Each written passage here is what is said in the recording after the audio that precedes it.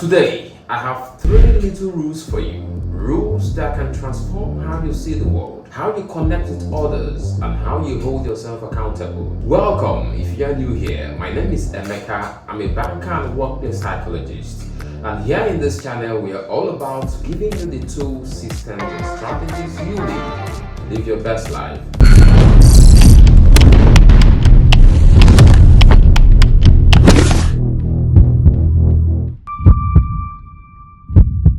Rule number one, go after the things you want. There are two ways we all see the world. One group sees what they want and goes after them. The second group sees only the distractions or obstacles that stop them from what they want. And here is my question for you. What do you see? When you look at your goals, do you see the prize or are you focused on the excuses? The reason why it will not work. Think about your life like a road trip. You can either keep your eyes on the destination or get stopped staring at the potholes. It's a choice you make every single day. Let me share a personal story with you. I have always been fascinated by deep diving. There is something magical about the underwater, exploring a world that's hidden to most of us. But I barely know how to swim. For years I gave myself all the reason I shouldn't even try. It's scary. You could die. It's too risky. I had so many excuses that I convinced myself that it wasn't worth a try. But at a recent trip to Seychelles, something changed. I decided to try regardless of my fears. For the first time, I stopped focusing on what could go wrong and started focusing on what I wanted. The experience, the adventure, the beauty of the underwater world. And one morning, I went to the seaside and expressed interest in deep diving, and guess what? I did it. It was incredible.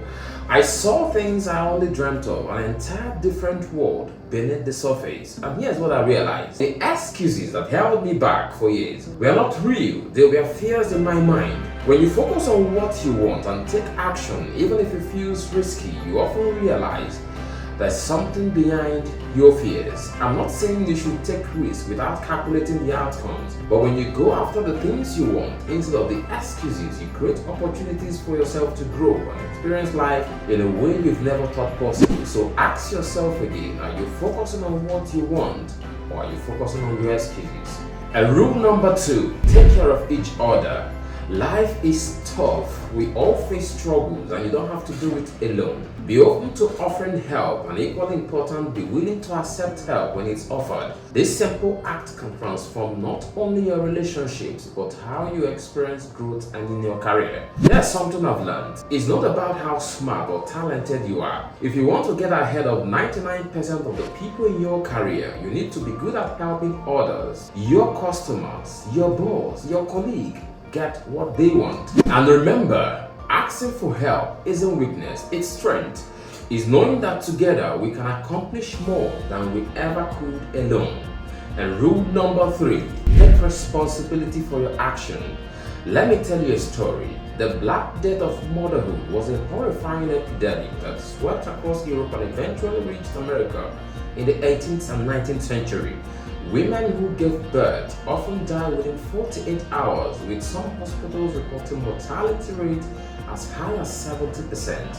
This tragic phenomenon perplexed the medical community for a century. At the time, the world was deep into Renaissance, a period that emphasized science and empirical data. Doctors, men of reason and logic, dismantled tradition and mysticism as they sought scientific explanation for the high mortality rate. They conducted autopsies on the corpses of women who succumbed to the childbirth fever each morning and then delivered babies in the afternoon. What they failed to realize was that their own action was spreading the deadly infection. It wasn't until the mid-1800s that Dr. Oliver Holmes made a groundbreaking observation. The same doctors performing autopsies in the morning were not washing their hands before delivering babies later in the day. He observed that the doctors were the primary cause of those infections. Holmes advocated for washing and sterilizing, but his warnings were dismissed and he was ridiculed for decades. Eventually, after 30 years of persistent and mounting evidence, the practice of hand washing and instrument sterilization was adopted. The result was transformative. The Black Death of motherhood was eradicated. This story serves as a powerful lesson in accountability. It shows that sometimes you can't be the problem. So taking responsibility for your action is the foundation of the growth you are seeking. You can take credit for your success, but only when you take credit and responsibility for your failures as well. True growth and progress begins with accountability, taking ownership for your results, positive and negative. Remember, life isn't about perfection, but it's about progress. Each day is a new opportunity to grow, connect, and move closer to your goal. Again, if this video helped you, don't forget to like, share, and subscribe for more thought-provoking content in this channel. You will also love our video titled The 5 Powerful Questions That Can Transform Your Relationship Today, showing somewhere on the screen. Thank you for watching, and I'll see you in our next video, and I hope to see you soon. Take care.